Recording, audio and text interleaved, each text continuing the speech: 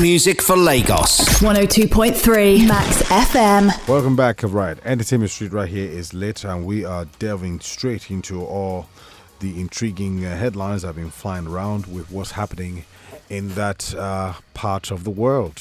The entertainment industry is quite vast, and we have so many issues flying around. And of course, the AY issue is still on the front burner, and the wife has decided to come in to to have a say. And we had that on the Matters Arising this morning. If it's appropriate for a wife to, have a say when a husband is having an altercation with an individual. Well, others are saying it's a man's affair, that the woman has no business talking about it. What's your stand on that? Well, it is what concerns the husband concerns the wife. Because if they are calling your husband out on social media, you as a wife, that's why I like Ebuka's wife. If you talk to Ebuka, bam, Cynthia don't reply you. He don't reply you. In fact, Ebuka don't go even talk. Now Cynthia go talk first. So they are one as far as we're concerned. So I don't see anything wrong in that. So that's just it. Debbie, I want to know. Okay. Nini and Saga, what is going on? Okay. Please, you are their special advisor on this whole relationship matter. I'd really like to get Saga on the show so we can, be direct once and for all. But from what I could gather, he's trying to keep things private. And I also believe that the engagement is real. But in order not to allow people to continue to speculate and talk about it, he's trying to on it. So he's trying to shut it down. So apparently, I think the video that even came out online was not shared by him, or I think it was leaked online. So he's trying to stop further coverage of the whole thing. I guess they want to get it done privately, so they don't want anybody else to really get involved. I said you are the special advisor. You are the special advisor, so I'm not advising anybody on anything. It's what my investigation has gathered so far. But nonetheless, I do hope that indeed it's something real, because at the end of the day, clout is a drug, and you can't suspect who might be chasing the clout. So I want to believe that this is not clout chasing. Just like Yabo Joe's, is it Yabo Joe's daughter now that everybody is there's now trending now that he's dating John Drill, he's dating this one, Mr. Igbe rather. Okay, so, Mr. Igbe's daughter. So I don't know why people try to chase clout with a relationship. I don't know. And from Big Brother, we've seen many examples of them coming out, and at the end of the day, you see that they were just trying to chase clout with the story. Wasn't it one of them that came out to say she was pregnant? And at the end of the day, it was a business idea. A business idea now to trade and to sell. So I just hope that they would, maintain. Debbie, this morning, I think the there are other set of people I want to call out this morning, Alrighty. and they are, I would say, influencers and skit makers. So because yesterday and day before, they've been dragging Sabinus, the skit makers, because of one Ponzi scheme that he's promoting. So I think it's high time people look deep. I saw Mama G on too, where she was making a disclaimer about one Ponzi scheme that used her to promote their brand, and she was just telling people that these people are scammer. It's on her social media page. So before people, I know they're going to pay you a huge amount of money that it might be very difficult to resist, but make background checks of people you are promoting their brand. If you're going to be an influencer of a brand, yes, a brand. The background check. But I think Sabinus is rich. I mean, why should he be falling for some of these schemes? When you say rich, he's okay. So I am close to some of these skit makers. Some take job on their behalf. Some take job and say, okay, I've gotten a job for you. Like some of their managers so they take job on their behalf and say, okay, come and do this job. They are even busy. I've been in a situation where one of the actors, so we are together.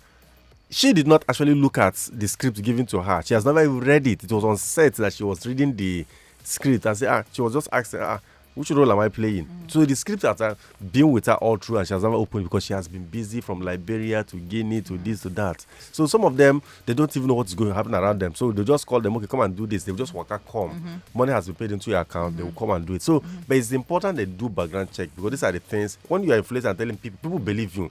There be anything you say here now, people will tend to believe it and say, yes, Debbie has said this on radio. Yeah, so, but some people, they know the truth, but because of the dollars that's being dangled in front of them, those are the people who are saying due diligence check. No, some people know what is wrong and right, but because of how much they've been paid, they've given them the kick, so they will just say, "Let me go ahead." Anyhow. And because they feel in this country, anything goes. Nobody will come. But I hear that the National Assembly has passed a bill that the bill is in motion right now to any Ponzi scheme owner should be sentenced to 10 years. 10 years imprisonment. It's fraud. It's fraud. It's fraud. But so, like you were talking about, I was going to say in the US, yeah. I think there was a time cryptocurrency was trending. So there are so many companies that have been taking advantage of people on that. Some cryptocurrency companies are real, some are fake. Yes. So I think Kim Kardashian and some other set of celebrities, they were promoting it, one particular cryptocurrency company. They were promoting it on their page. They were paid hundreds of thousands of dollars to promote this business. At the end of the day, they were investigated. I mean, the company was investigated and discovered that the company was a fraud. And they went and charged Kim Kardashian and the other celebrities involved that, look, of course, you guys, we don't care. They said, we were asked to do it, we were paid, but we don't care. You are influenced and you were told me to do it. So they were fined. I think 1 million. I can't remember the amount of fine and money that they were paid, asked to pay in fine, but they were fined. But in this country, do we have no only disclaimer we just do? Say that's even when they tell us. No, you can't just do disclaimer. And waka go. Why people are languishing? People are just in language of what you have cost them. Alrighty, we'll return with part 2 of Entertainment Street right after this. Something else is brewing. Yesterday on social media, there was a lot of chit-chat about it. And it started off with a particular scene that was shown in a movie that just got released, Gangs of Lagos. I know you've heard about it. It's a good movie. I won't lie. I've watched it. But there were some scenes that caught people's eye and said, I don't think this is okay for you to portray. This is what Mr. represented us. Yeah, some group of people like this. So apparently there's a union of Isaleko descendants. Some people are like, wow, so if people exist? Yes, apparently they do exist. They have a letterhead. They are registered. And they came out with a statement saying that they did not like how the Eyo masquerade was portrayed in the movie. And also the Lagos state government came out saying that they also don't like how it was represented in the movie. And some people ask, look, isn't there creative license to use some of these things to make the story, to advance the storyline? If the storyline required that this should happen, why not? It's fiction. And also there's a disclaimer in, maybe at the start, at the beginning of the movie, saying any real live figure represented or anything is just a piece of fiction. There's always a disclaimer to say like, this is just a piece of fiction, or don't believe it, or it's just story. But some people say, look, no matter whether it is a Nollywood production, whatever kind of production it is, make sure you are not representing certain aspects in a negative manner. Finally, I think really and truly, regardless, if this is Nigeria, if you're portraying our culture and trying to showcase our symbols in movies, you should do it well. You should represent it well. So I understand the grievance of the government and those who are actually calling them out. They're professionals. They should do it the right way, because at the end of the day, the movie is not just for the audience of your country.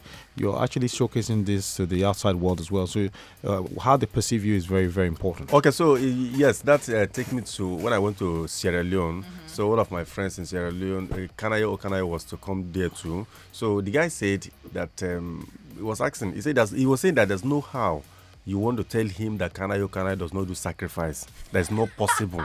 He said the way he does it in film is so real. So that's to tell you that people tend to believe our films very well. The interesting thing is it's gone legal. So hopefully tomorrow or next week, we're going to bring a lawyer, an entertainment lawyer. We'll be hearing from lawyers. Yes, help us analyze the case. But right now, let's move on to the next hour. We have Max Breakfast. Let's talk. Find out what we'll be talking about in the next hour. Hit music for Lagos. 102.3 Max FM.